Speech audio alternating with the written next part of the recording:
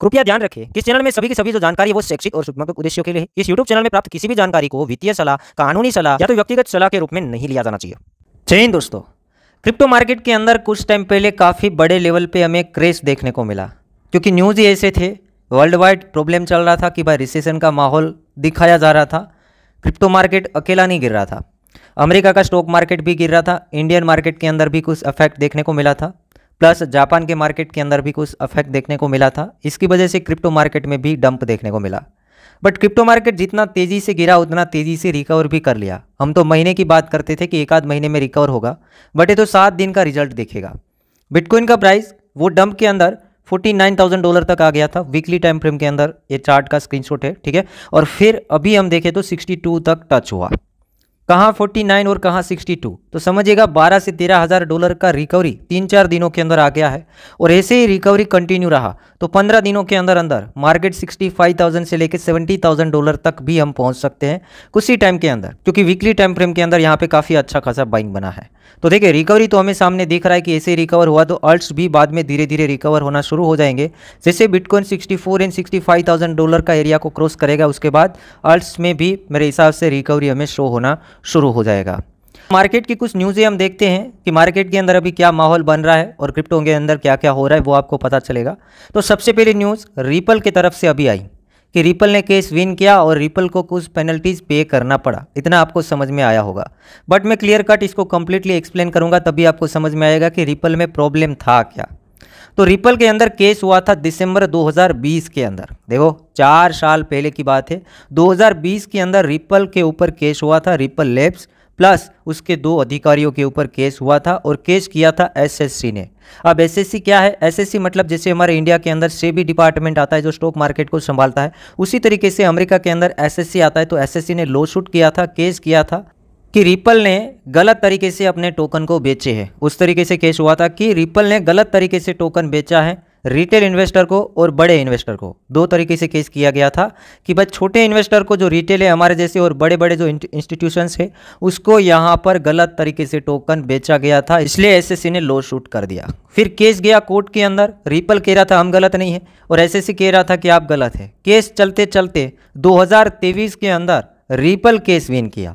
आधा case ripple 2023 के अंदर विन कर गया था, जुलाई 2023 के अंदर। और यहाँ पे कोर्ट के अंदर ये साबित हुआ था कि रिपल टोकन जो रिटेल इन्वेस्टर खरीद रहे और बेच रहे हैं वो गलत तरीके से नहीं हो रहा है, क्योंकि एक्सचेंज के ऊपर खरीदा जा रहा है तो सामने वाला बेचने वाला भी रिटेल इन्वेस्टर ही होगा, उसमें रिपल का टीम नहीं होगा। आपको एक्सचेंज के अंदर कोई टोकन को खरीदोगे तो सामने कौन होगा आपको पता नहीं है, बट सामने कौन होता है? हमारे जैसा रिटेल इन्वेस्टर ही होता है। तो कौन खरीद रहा है कौन बेच रहा है वो तो एक्सचेंज में पता नहीं चलता, बट होते हैं रिटेल इन्वेस्टर, वहाँ पे कंपनी नहीं होता है, ठीक है। तो आधा केस तब भी विन कर गया कि रिटेल इन्वेस्टर जो खरीद रहे बेच रहे उसमें कोई प्रॉब्लम नहीं। 23 के अंदर ही जो रिटेल इन्वेस्टर वाला मामला था वो तो सुलट गया। वो तो यहाँ पर कोर्ट ने, जज ने क्लियर कर दिया कि उसमें रिपल की कोई गलती नहीं है।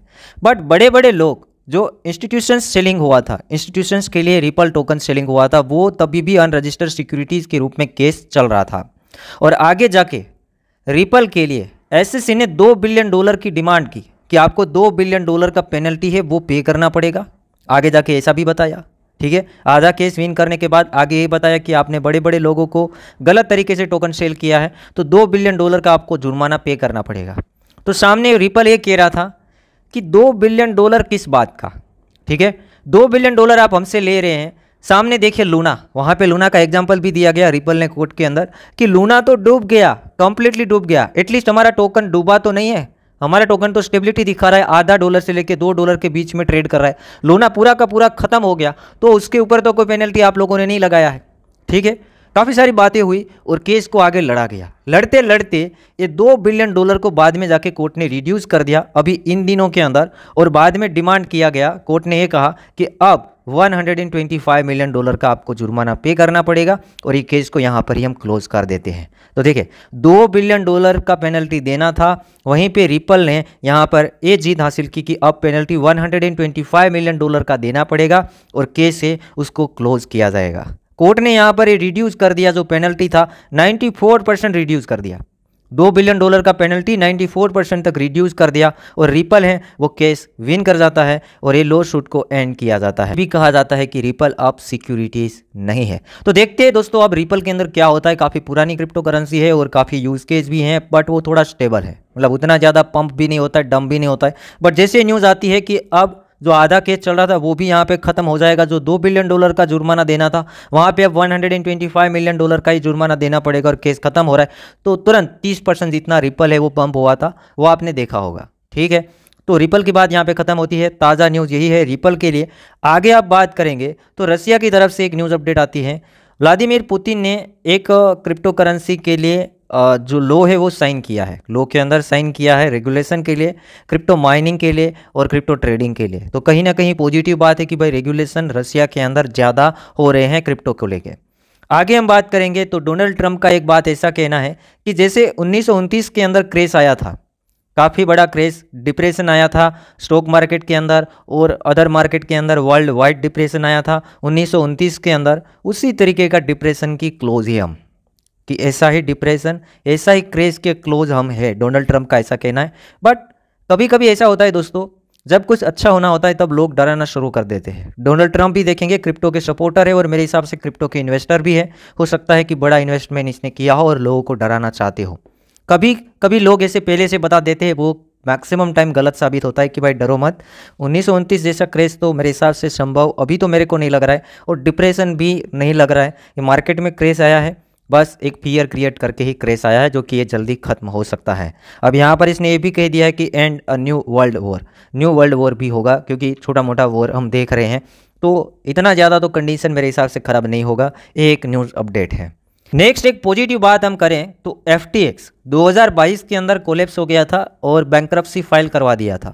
तो तब से क्रिप्टो में ज़्यादा डर लगने लगा कि कौन से एक्सचेंज में हम भरोसा करें। वर्ल्ड का 2nd नंबर का क्रिप्टो एक्सचेंज कोलैप्स हो जाता है, बैंक्रप्ट हो जाता है, लोगों का पैसा फंस जाता है। तो अभी यहाँ पे कोर्ट ने ऑर्डर दिया है, जज ने यहाँ पे ऑर्डर दिया है कि FTX के अंदर जो $12 बिलियन के आसपास का क्रेडिटर्स का फंड फंस गया था वो अब रीपे करने का परमिशन दे दिया है। 7 तारीख को यहाँ पर US जज ने बता दिया है, अप्रूव दे दिया है, जो डॉक्यूमेंट फाइल हुए थे उसके अंदर अप्रूव दे दिया, जो कि बिना अप्रूव के FTX क्रेडिटर्स को पैसा वापस नहीं दे सकता है। तो FTX एंड अल्मेडा फार्म, जो अल्मेडा एंड FTX दोनों मिले हुए हैं और उसी की वजह से एक्सचेंज कोलैप्स हुआ था। तो अब ये $12.7 बिलियन का जो क्रेडिटर्स का फंड्स है वो रीपे करने को कहा है, कोइन टेलीग्राफ की रिपोर्ट के अनुसार, ठीक है। तो अब यहाँ पे 8 तारीख को हमने ये भी देखा कि अल्मेडा ने डिपॉजिट किया है वर्ल्ड कोइन $3.5 लाख का बाइनेंस के अंदर। तो मेरे हिसाब से ये लोग धीरे धीरे रीपेमेंट शुरू कर सकते हैं। तो अच्छी चीज़ ये है कि FTX अगर पैसा वापस दे देता है तो बात पॉजिटिव ये बनेगी कि एक्सचेंज डूब जाते हैं, बैंकक्रप्ट हो जाते हैं, बट क्रिप्टो में ये संभव है कि पैसा वापस भी मिल सकता है। अगर इतना पैसा वापस आएगा तो माहौल पॉजिटिव बनेगा और काफ़ी सारे क्रिप्टो करेंसियाँ गिरे थे FTX की वजह से, वो ज़्यादा रिकवर हो पाएंगे। नेक्स्ट हम बात करेंगे कि एक क्रिप्टो क्रेज की वजह से बड़े लोगों ने तो फ़ायदा उठाया है। जैसे क्रेज देखने को मिला, तुरंत टीथर जो ट्रेजरी है उसके अंदर से $1.3 बिलियन के USDT ट्रांसफर हुए एक्सचेंजों के अंदर। अब एक्सचेंजों के अंदर USDT तब भी क्रेडिट किए जाते या तो ट्रांसफर किए जाते जब कोई कोइन को खरीदना हो। तो छोटा मोटा आंकड़ा नहीं, अभी 40-50 मिनट पहले की बात है, आंकड़ा आया है 1.3 बिलियन USDT और 5 अगस्त के आसपास मार्केट क्रेश हुआ था। उसके बाद धीरे धीरे डिपॉजिट होना शुरू हुआ एक्सचेंजों के अंदर USDT स्टेबल कोइन। तकरीबन $1.3 बिलियन वर्थ के USDT क्रेडिट किए गए। तो मेरे हिसाब से अल्ट्स में बाइंग बन सकती है और बिटकॉइन में बाइंग और ज़्यादा बन सकती है, इथेरियम के अंदर भी बाइंग बन सकती है। तो अभी तक के यही अपडेट थे कि बड़े बड़े लोग यहाँ पर खरीदने के लिए, यहाँ पर टीथर ट्रेजरी है जो कि USDT क्रिएट करती है, वहाँ से सीधा USDT ट्रांसफ़र हुआ सेंट्रलाइज एक्सचेंजों के अंदर। दूसरी बात FTX वाले जो क्रेडिटर्स को पैसा वापस देने की बात बनी।